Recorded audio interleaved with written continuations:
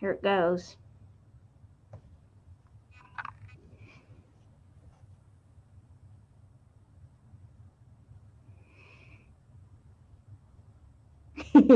Hey. Hey!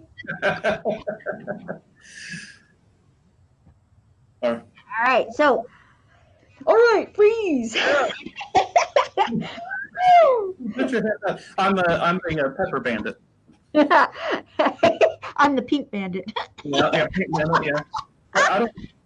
Well, the good news is I don't think the virus has learned how to travel over internet yet. So Yeah, the we can internet. probably, We can breathe. isolate it in our rooms here, right? All right, I am just right now. I'm checking all of my smack here because we are going live, two separate places, locations, and we're trying to make sure that everything is peachy and that everybody who's watching can see and hear both of us. Yes. And we're waiting for folks to pop on. Yay! So, but anyway, I will probably mention this again. Welcome to our next episode of Beyond the Book. Yay, with the Shelfies. Me, Crystal, and Jeremy. I was checking it on my stuff too. So yeah, here we are. There we are. Yay! I put it on. I put there too. I just turned it down. There we go. All right. I was gonna say we have a couple people on there. Probably yes. Oh. Yes, probably us, right? Oh dear, this is funny. Okay, so I've got several different places going here because so that I can keep track of the comments. Yay, comments! All right. So today, Jeremy, you and I, and everyone else who joins, yay, please join and say hi. We are going to be talking about dun, dun, dun, dun. Wonderful, yes. Warm bodies. And you're super more prepared than I am because I have the ebook and I have a digital version of the movie. Well, So, so you can hold up, air. yeah. Okay, so we're going to be talking about Warm Bodies by Isaac Marion and the movie that they made off of it. Yay! Okay. Now be sure, I will remind people, be sure you say hi to let us know you're here so we can, Yes. we have fun statistics. I'll go ahead, we'll pull away the curtain. And so we have fun statistics, and to count them, we want to count you. So say hi, hello, you're here. Yes, exactly. I'm going to write my comment already. No. Oh, yeah, I can write mine too. Comment too. There we go. Oh, look, there's a comment. Yay! Our first comment of the day. Dun, dun, dun. Why, hello, Jeremy. Thank you for joining. Should I ask my question on the chat? No, I'm kidding. Oh, yeah, I know. Oh, dear. We're going to have fun with this. Oh, boy. Oh, so look, on. Hello, Meg. Hi. Thank you for joining us today. Hi, Meg. Can you hear us okay? Are we too loud? Do we need to calm down? I can adjust the volume. So if we're loud or too soft, I can try to get that. It looks pretty good on my end as far as telling me the level and everything. But yeah. We're in the yellow, we're not in the red, so that's a good thing.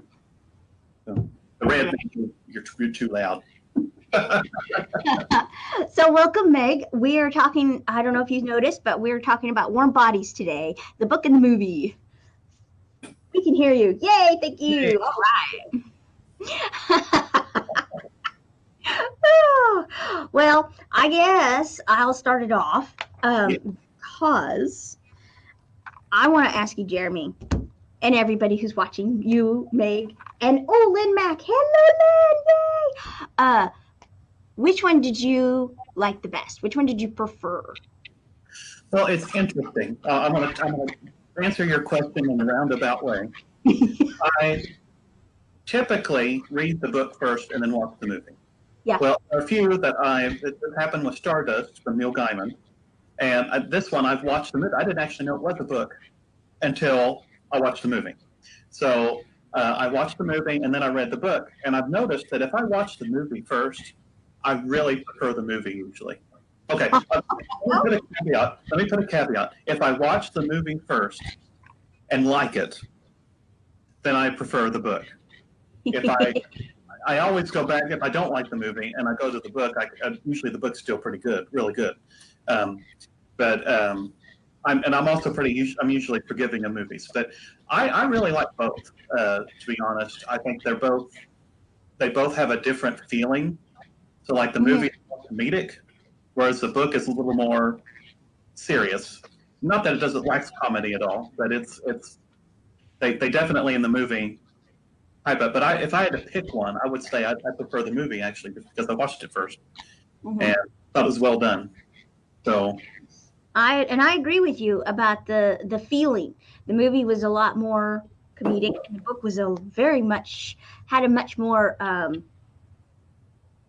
deeper feeling to it, or meaning underlying, and which brings me to the question. Oh, hey, Abby. Abby's here too. Oh, she doesn't want to do her schoolwork. yeah. Well, Abby, you better get your schoolwork done. But I tell you what, we're doing we're gonna try and keep this one a bit of a short episode. So I tell you what, Abby, you can take a little break, okay? As long as Mom says you can. Yeah. The whole underlying in the book, making it seem a little darker, brings me to the fact that this is actually a series. I don't know if anybody who is watching. Oh, hi, Marcy. Hi, Marcy. Hello. Knew that this was a series. Did you read any more of them, Jeremy? No, I did not. In fact, like I said, I didn't even know it was the book itself until I watched the movie. Right. And so I read the book after that, and I get lost in. I have so behind in reading that I got lost in it. In fact, that it was a series. So no, I did not remember it was a series until I started preparing to come here, and I was like, oh, there's more. There's more. Well, and he wrote. There was the second one, which is called The Burning World. It's the second book. And then The Living is the third book. Interestingly enough, he went back and wrote a prequel, which is The Hunger and how it all kind of started or something like that.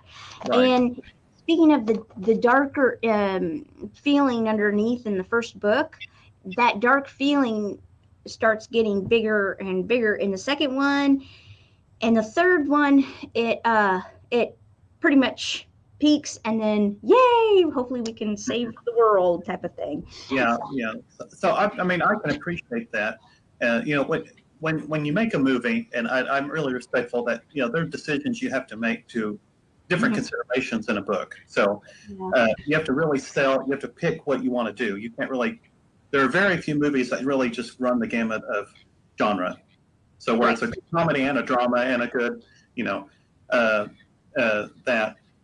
are some that do it, but I was okay with the decisions they made to make it a little more comedic. In fact, one of my favorite scenes, if you don't mind me going into this real quick, is where they're walking and the dead are coming and he tells her to be dead. And she's like, and he's like, too much. And that was hysterical. I was in the rolling, so in the theater. So yes, but the thing about the book though was there was that comedic edge to it. Yes. Oh yes, definitely. I mean, that was in the book too. He's like, too much. Yeah. So I think, but just seeing that, the way they did it in the movie was just anyway. Yeah. So I like the book. The book did well with it too. But it's just an example of I laughed in the movie and I chuckled at the book. So. Right. But it wasn't. The book is good. So don't take this as I want to be careful to say. Well, don't read the book. Watch the movie. So that's not the case at all. No, and like I mentioned and you mentioned, that humor that the movie kind of enhances, it is in the book. So, like one of my favorite parts, since we're talking about favorite parts, You guys, Meg, Marcy, oh, and Amanda is now watching. Hi, Amanda. What are your guys' favorite bits or parts, or even a quote from the book or movie? What's your favorite? Please let us know in the comments below, or beside, actually, because it looks like it's on the side over here. But my favorite was actually, I mean, yes, that was hilarious. It was towards the end when he shows up at her place and he gets into the stadium. Oh, They decide to do a makeover. They're like, yeah. okay, let's make him look like, a human, and they do the makeover montage. I Oh, mean, even in the book, he says, "Yeah, if my life was a movie, this would be the makeover montage scene to some poppy song." yeah. And they do that, and And in the movie, Nora puts the music on, and it's some poppy song, for a montage for makeover, and Jules, she goes, "Stop it! This isn't a movie." So they turn it off, and then the very next scene it cuts, and there it is, montage makeover scene. yeah. It's I just, thought that was hilarious. yes, yes. It's hysterical. There are several times that I just bust out laughing in the movie, and just because, and I think it's because the acting was good, and Nicholas Holt, um, he's grown so much since then into Yes, who he is, and this is kind of a newbie. That was like his first role almost. big role, big. He was like in About a Boy, I think it was his. Wasn't he the young guy in About a Boy? I can't remember, maybe, but that's first major role I think that he was standalone star without relying on anyone else, and I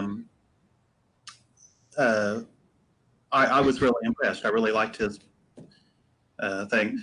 That's another favorite is when he's walking around in the airport at the beginning. He's like, and I just feel so lost. And he's like, oh, really? No, I've never been in this part of the country before. um, so, the whole concept too of how he got memories, he was experiencing the memories through eating the brain was really interesting too. And Interesting. I was really a special kind of silly with this because when I watched the movie and even reading through the book, I was like, it hit me in the middle, and I went, "Dummy, this is Romeo and Juliet." I didn't even realize it till I was like, "Of course it's Romeo," and then I went, "Of course I should have recognized it at the balcony scene in the movie," and I was like, it took me halfway through the book to realize that, and I was special kind of silly. Yeah. There. Well, and see, they really make it noticeable because her name is Jules or Julie, I think. Yeah, Julie. And then his name is R. Well, what does that R stand for? I have to say, you're not making me feel better here. Okay. Sorry. No, it's okay because I really gave myself a hard time for that. I'm like, I should have, recognized that immediately. Yeah, I did not. And that could be a question. That could be a question for our viewers too. Hey, you guys, how long did it take you to realize that was Romeo and Juliet? Yeah. Or did you even notice? Ooh. Yeah. No, I would be. Make me feel better, guys. Yeah. No, I still didn't know. That was the first time I recognized it. Yeah. I want all those comments to come in now.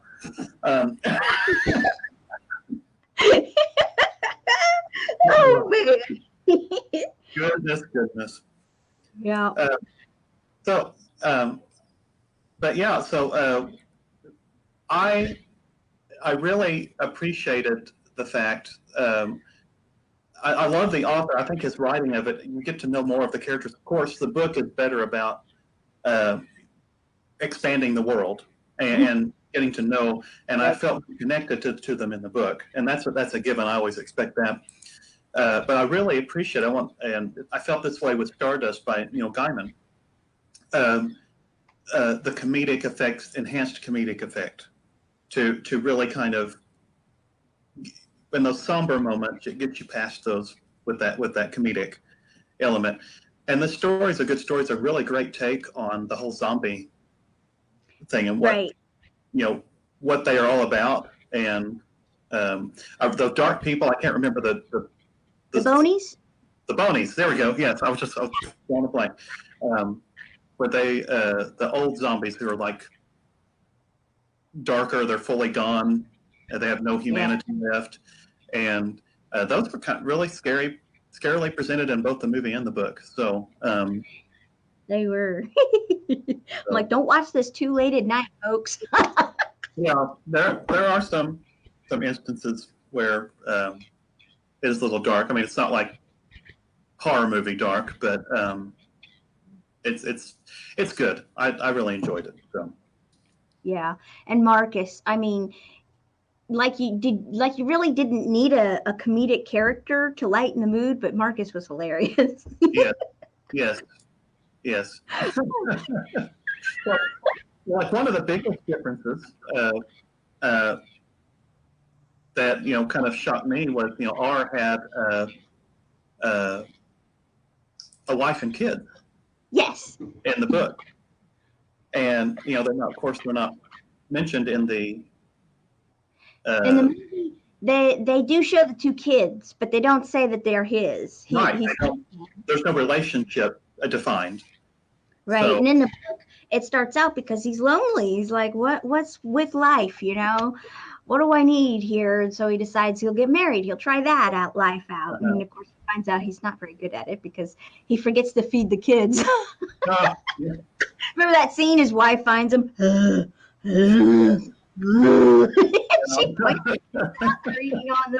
Yeah, and he's like, oh man, my fatherhood is my dad. What? How did he put it? My dad something is really bad. Yeah. I don't recall. It's been just a little bit far I've read. So, but the other thing too is one thing that's resolved in the movie a little bit differently is when he tells Julie about Perry, because I think in the movie, if I remember correctly, it's like halfway point where he mentions it, and then in the book, it's like right at the end. Right. So, and it was just that, and to me, I think that's one of the things is at the end of the book, she almost like immediately forgives, him for that. And in the book or the movie, it's a little more drawn out than that. Right. And the book draws out Perry's relationship with Julie and Perry's character more too. Right. You are, because as he eats his brain, he remembers things. But also I found it interesting in the book that R almost becomes talking to Perry starts talking to R. Right. Yeah. And I thought that was kind of interesting. Like R was, the more he ate of Perry, the more he became Perry, or I don't know. Right, it became human. He remembered humanity. Yeah. And that's what I kind of got the thing, and one of the things I was looking up, and I like the way it puts it, it's like Perry is essentially R's spirit animal in the book. That's a good one. So, that's a good way to put it. Yeah. Whereas in the movie, there's just kind of a flashback. And so that's what I like about the book, because you get more of they have more time to develop those things. And so I can really appreciate in a movie, what they decide to cut, what they decide to change to streamline it a little bit more for that audience, and still remain,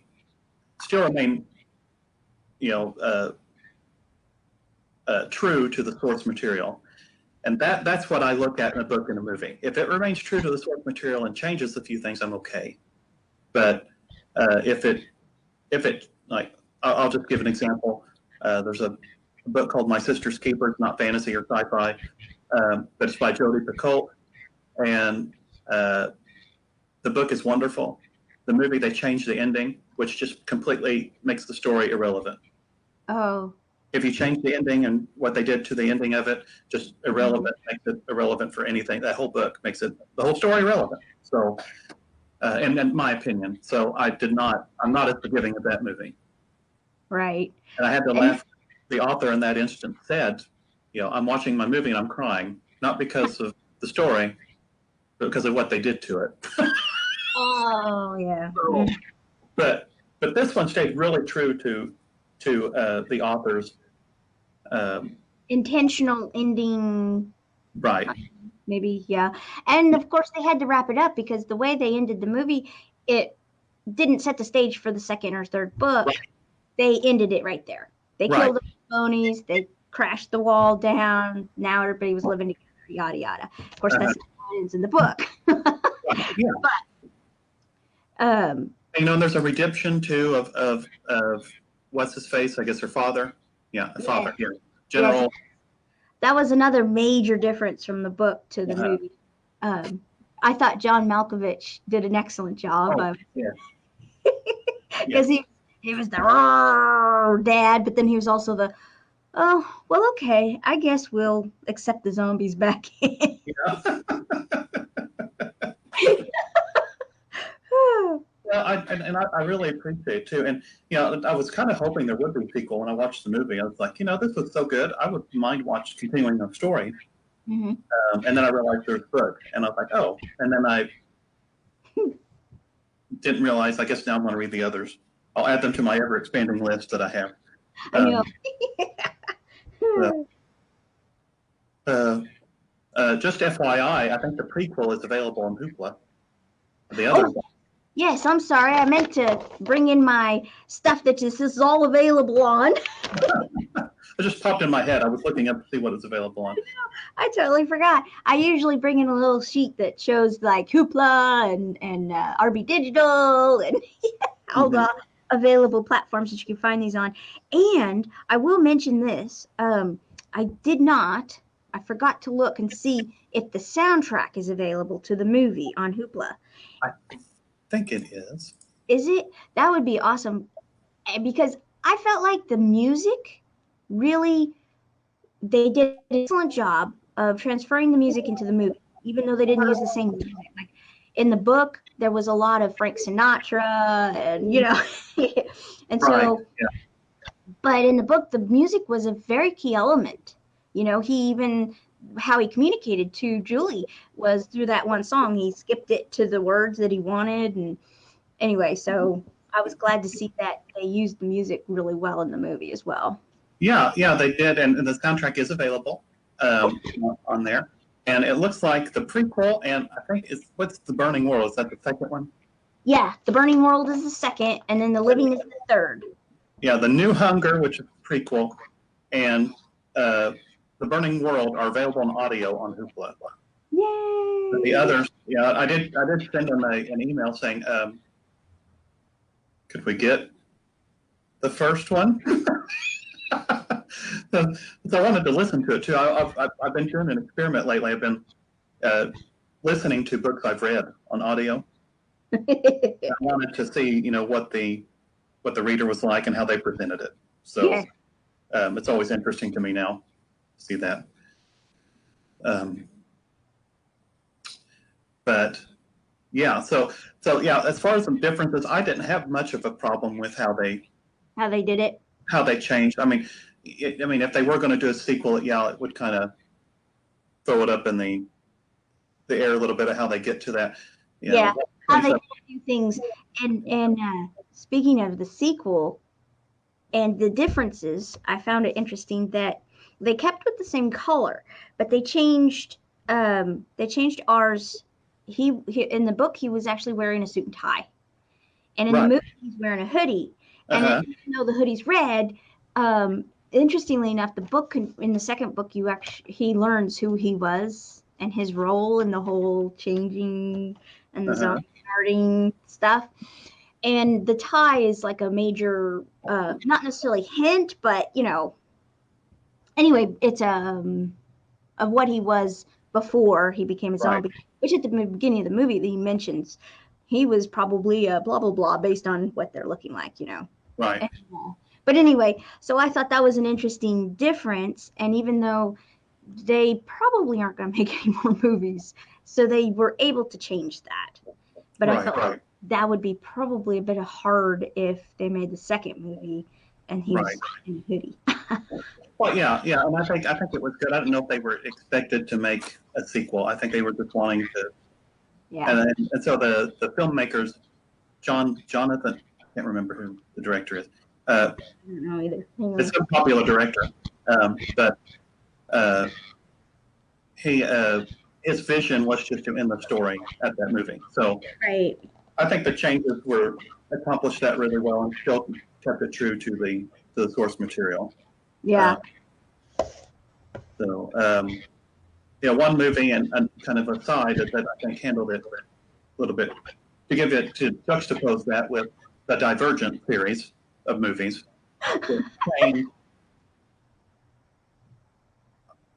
That changed a lot, and And that's saying it nicely, right? yes, I'm just like, this did not. What are they doing? I mean, this was, she's in some gizmo where she's like on the thing. I'm like, okay, I'm like, what are you doing? So, yeah. But that's another discussion we can have on another episode. I know. I know. I told Jeremy, well, we kind of discussed it before we went live, that we were going to try and keep it down to about 30 minutes rather than go a whole hour. That is, if we can get everything that we want to say about this stuff. Yes. In. We can call it Beyond the Book, the Reader's Digest condensed. Oh my goodness. I like that, Jeremy. I like that a lot. Okay, where's my pencil? I'm writing that down. Oh goodness. Condensed. I don't think Reader's Digest would like us using so everybody does use that as a something or other. But abridged. We can call it abridged. So abridged, yeah, the abridged version. This is the abridged version today. Well, and it looks like we don't have any comments. Nobody said anything about what their favorite part or quote was. I did tell. I want to mention this because you did mention the wife and his kids. They had the car and it was red, the Mercedes convertible. Yeah. One of my favorite scenes in the book, though, is while she's teaching him how to drive, he decides to take the kids with him in the back seat. and they keep trying to take, little bites out of Julie, and he's like, "Stop it!" Yeah, yeah. It's just those little elements. Yeah, but the book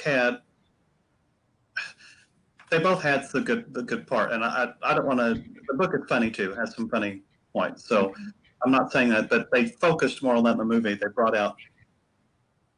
really focused on comedy a little more than I think they did in the book. The book had a really dark overtone. Somebody brought a phone in. I hope it wasn't me. You should answer it and say, "You're live on Facebook. How can we help you?" No. But yeah, I'm so glad that we were able to talk about this because the movie that year it came out. I don't remember 2013. I think was probably one of my favorite movies of the year. Yeah. This is one of my big movies of that year that I really enjoyed. That I will go watch again, and I can watch it again. And watched again, yes, because we had technical difficulties the day that we were supposed to have done this episode, and I was all prepared, and then we had to push it back, and so then last night I'm like, oh my goodness, it's been a couple of weeks, I need to refresh myself, and of course I loved watching it again and rereading the book again, breezing through it all, and I was like, yay, this was not a problem. It's one of those ones you don't mind watching over and over, or reading over and over. Oh yeah, definitely. But yeah, so the whole romance, Romeo and Juliet, that was just hilarious. I love the balcony scene. Mm-hmm. Nora comes out and she's like, "Oh my gosh, is that him?" And he's like, "Hi," and she's like, "Sup?" Yeah. Classic Nora. And in the book, Nora does have that kind of a characteristic. Uh-huh. I know that there was a bit of a change on Nora's character as far as her looks, but in the movie, I guess they, I don't know what kind of actors they had to come and do, but she did a really good job. I thought she was a good Nora, even though the bit of difference from the book to the movie on that. Yeah. But I think my favorite still though is the whole makeup montage thing. That was great. It is a great scene. And I know. Yeah. That was good. Now, Jeremy, is there anything else you wanted to mention? No, not that I can in a short amount of time. So, No, go ahead. Go ahead.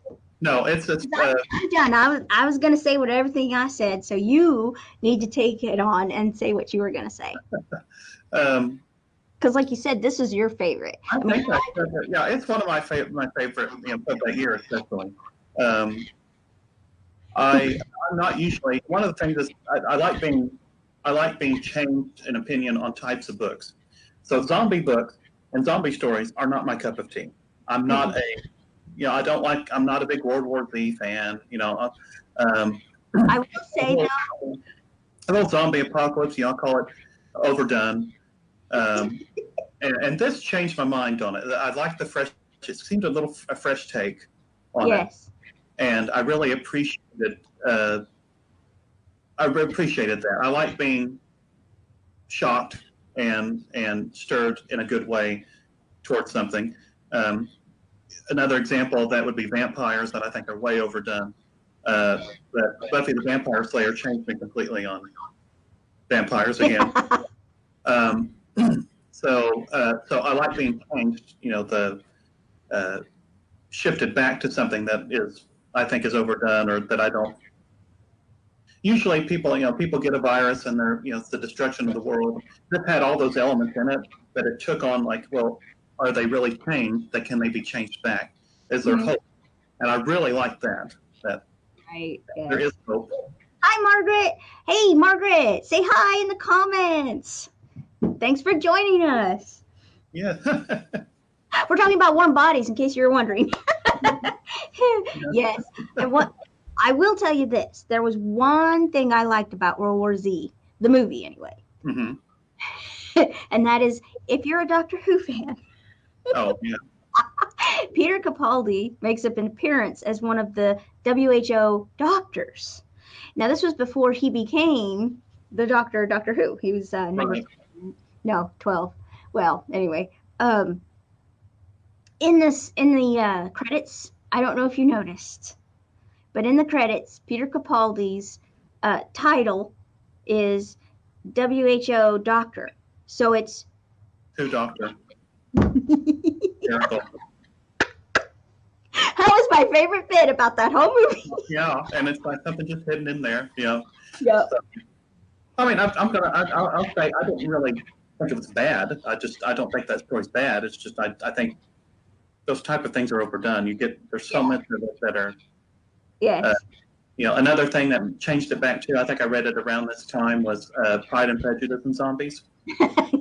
And so putting zombies in Pride and Prejudice was just hysterical. So I like these. I like when a fresh takes on it, or at least fresh to me, of these that bring me back to something I think is overdone and change my mind on it. So yeah, if we re-examine everything else I think is overdone and put in a new light. So. Oh, hi Mark, how's it going? Hey Mark. Yeah, we're getting some new people on right at the end here now. Well, I can say if you're watching this later and we're not live, leave your comments. We'll try to get back with you. Yes. That too, because we will. You are counted in post game, what we call post game, after it's over. So, thank you all for commenting and being part of this. Right. It's super fun. I always love doing these. Yes, I know. And like you said, I'm not a big zombie fan either. I tried watching The Walking Dead, that very first episode. He rides Bill the horse into town. I'm like, you idiot. Of course Bill's going to get eaten by the zombies. Oh, I couldn't believe that. That was it. Didn't watch any more. Spoiler, Crystal. I'm kidding. What? What'd you say? No, I'm kidding. Yeah, I'm kidding. I still couldn't hear what you said. Spoiler warning. Oh, well, I'm sure that by now, I mean, isn't it over? And now they've got that Fear the Walking Dead on. And so, yeah, right now.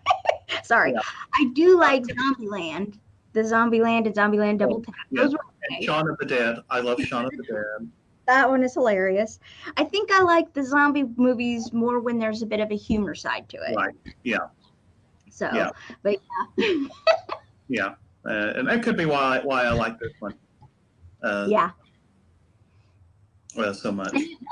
And the movie was a bit of a sleeper though when it first came out. It wasn't like really popular, well announced. You didn't hear about it much. Right. Yeah. Yeah. So, but yeah. Well, hello, Mina. Hi, Mina. Hi. Got another viewer. All right. Yeah.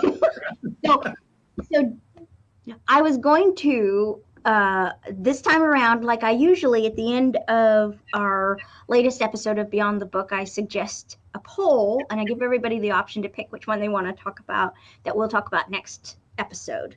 This time around, I'm going to pick because I don't know, I got all excited with the new Jumanji movie that came out. We were talking about this before. Yeah. Yeah, and I was just like, okay, the next one, I'm sorry, folks, no poll this time. I'm picking. We're going to do Jumanji.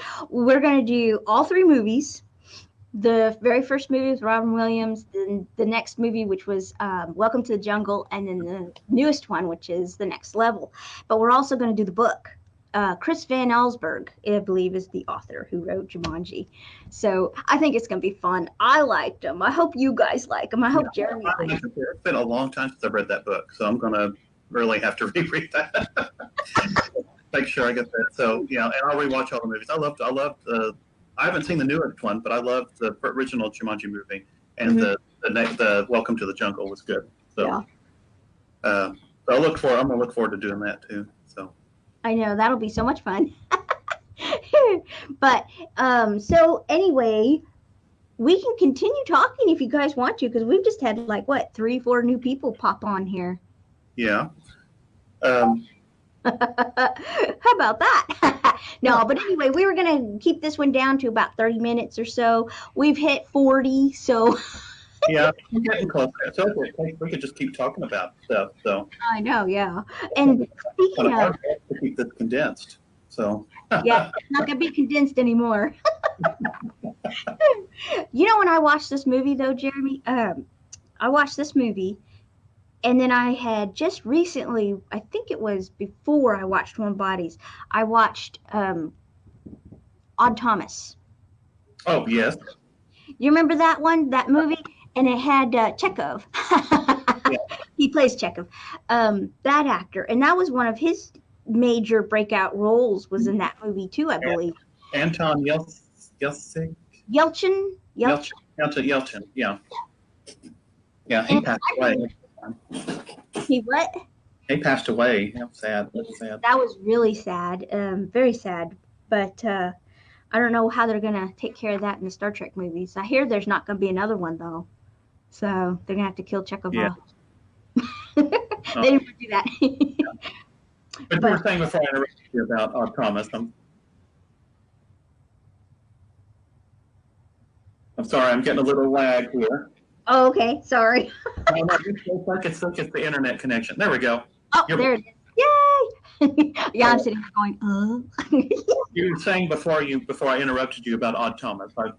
Oh, well, I was just saying, Warm Bodies and Odd Thomas somehow felt like the kind of same genre, or the not necessarily genre, but the same feeling to them. Right. Yeah. Humor. There was that, scary, bony type element. With him, it was the oh my goodness, what was it called? Maybe we shouldn't talk about Odd Thomas, and we could choose that as one of the ones to talk about it. The book, Dean Koontz. That's probably I'm hit or miss on Dean Koontz myself, but that's probably my favorite series by him. So yes, Odd Thomas. I just feel like I'm behind in reading those two, so I'm really going to need to. Well, I won't tell you how the last book ends. Well, We got a comment. Jumanji! Yeah, yes. All right. Oh, well, okay, Jeremy, what do you think? We're ready to end, or do you have anything else to say? I think I've sufficiently filled the time. I don't know if there's more without just randomly going on about stuff, but which I can. I'm all for it. Oh, yeah. I really just my final thought is I recommend if you have not seen this or read the book that you do one or the other or both because it is a good story. The author is an excellent writer and it translates really well. The production of the film was just superb. Yeah. And So, the, Jeremy, I have a question. yes. I have a question though. What would you recommend them watching first or reading first? Do you recommend reading it or watching it first? What do you think? I'm usually pretty forgiving of a movie. So I would actually recommend you read the book first. And I usually always do that. Yeah. Especially if I know the movie's still good. If I think the movie's bad, I'll say, well, if you're going to watch the movie, do it first.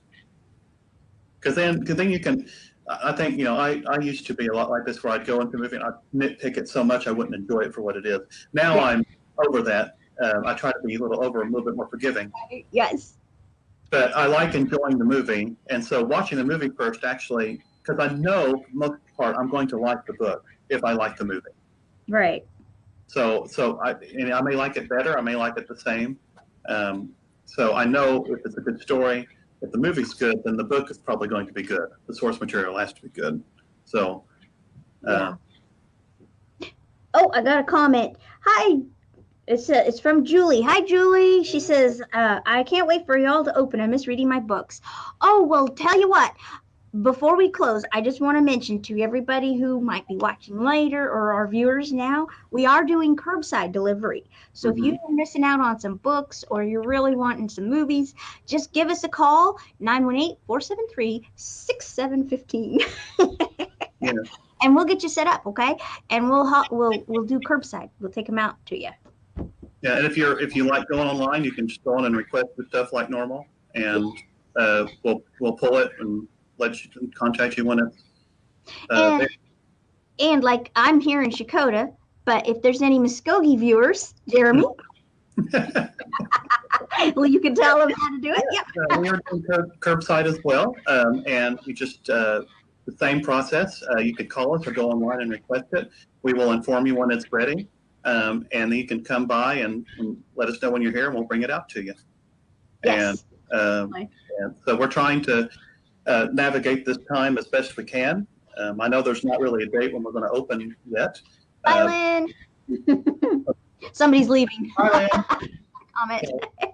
But yeah, we're taking that week by week to see how best we can do that. Yeah. So, but we hope to serve you the best we can during this time. So. Oh yes, most definitely. So anyway, well, I will sign off, and it's been fun, Jeremy. It's been fun too, and thank you for having me again. I can't wait to do it next time. I know, me too. And this has been interesting, and I'm pretty comfortable with this. So hopefully everybody else was okay with seeing us split view like this. Right. Social distancing. I'm checking to make sure the technology portion is working. So yeah, but yeah, this was great, and I look forward to next time. And Jumanji. Yay! And there goes the phone. All right, we'll see you guys later. Bye.